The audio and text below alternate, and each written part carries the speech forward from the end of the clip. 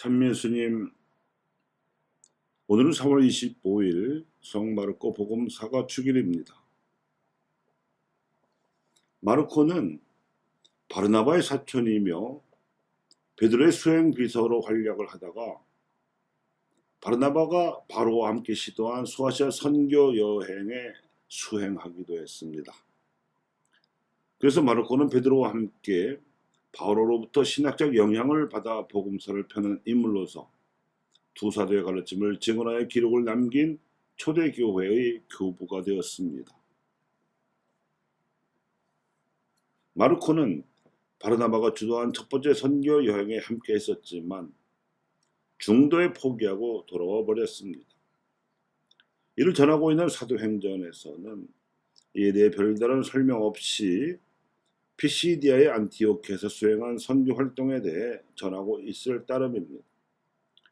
분명히 주도권은 바르나바에게 있었을 텐데도 안티오키아 회장장들은 바오로에게 백성을 격려할 말씀을 청했고, 이에 따라 바오로는 그가 10여 년 동안 숙고했던 이스라엘의 구원 역사를 재해석해서 들려주었습니다. 이 중에 새로운 부분은 이것입니다. 이 다윗의 후손 가운데에서 하나님께서는 약속하신 대로 예수님을 구원자로 이스라엘에 보내셨습니다. 바리사이들이 놓쳤던 부분이기도 했고, 사울의 벼락을 맞고 나서 10여 년 동안 고심하며 깨달은 계시 진리가 바로 이것이었지요. 예수님을 구원자로 알아보지 못한 것.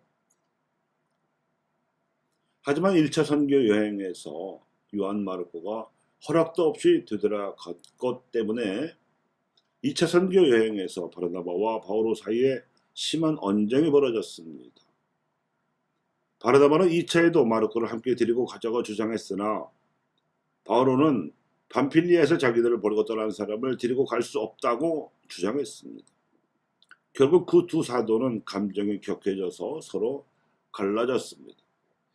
그래서 바르나바는 마르코를 데리고서 배를 타고 고향인 키프로스로 떠나가 버렸고, 바오로는 실라스를 새로운 동반자로 삼아 소아시아의 내륙으로 깊숙이 들어갔다가 필리핀을 거쳐 데살로니카와 아테네 그리고 고린토에까지 가서 선교 활동을 전개했습니다.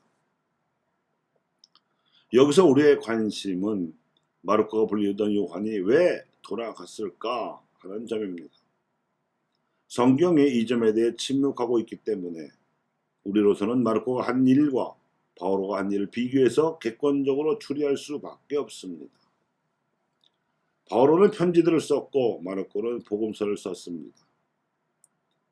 바오로가 쓴 편지는 주어가 바오로로 나오지만 마르코가 쓴 복음서는 주어가 예수님으로 나옵니다. 바오로는 이미 10여 년 동안 그분에 대해서 숙고할 만큼 숙고했기 때문에 예수님에 관해 더 알기 위해서는 더 이상 누군가를 만날 필요가 없었으므로 예수님의 복음을 선포하고 공동체를 소아시아 곳곳에 건설하는 데 진력하면서 이방인들에게 복음을 전하는 데 필요한 사람들을 만나러 해외 디아스포라의 유다인 회당을 찾아갔습니다. 그런데 마르코는 예수님께서 수행하셨던 공생을 재구성하느라 예수님의 첫째 제자 수제자였던 베드로의 증언을 기초로 많은 사람들을 만나서 취지하여 보충했으며, 복음서에는 자신의 이름은 빼고 예수님을 주어로 그분이 하신 행적 위주로 썼습니다. 그 결과로 마르코는 교회 역사상 최초로 예수님의 복음서라는 유형의 성경을 처음 쓴 복음사가가 되었습니다. 그렇지만 사도 바울에게서 배웠던 대로 십자가에 달리신 그리스도를 알지 못하면 절대로 부활하신 그리스도를 알 수 없다는 신학을 바탕에 깔았습니다. 실제로도 마르코가 지도하던 신앙 공동체들은 바오로가 지도했던 신앙 공동체들의 영향력 하에 있었습니다.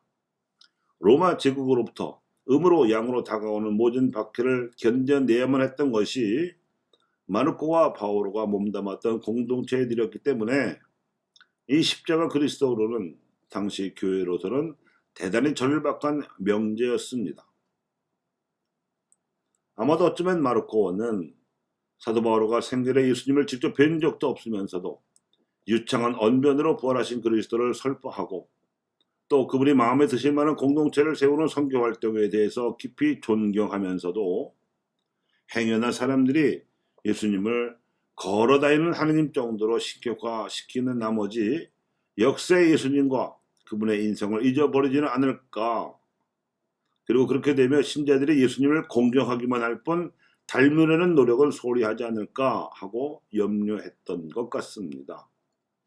그래서 그는 철저히 예수님이 드러나시도록 복음서를 구성하였었고 초점은 십자가의 그리스도에 두었습니다.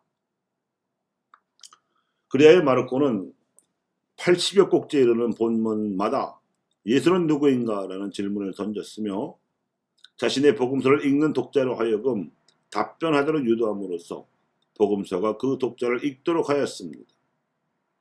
사실 우리가 성서를 읽으면 성서가 우리를 읽게 됩니다. 그리고 이러한 시도를 마테오, 루카 그리고 요한까지 개성하는 덕분에 오늘날 우리가 보는 바와 같은 네 복음서가 출현할 수 있었습니다. 그래서 오늘날 네 복음서는 단지 성서를 구성하는 한 요소가 아니라 성서를 대표하는 성경이며 우리를 하나님께로 이끄는 말씀이고 이 말씀에 따라 우리의 삶을 창조하면 우리의 삶을 통해서 새하늘과 새 땅을 창조하는 하나님의 계획이 이루어집니다.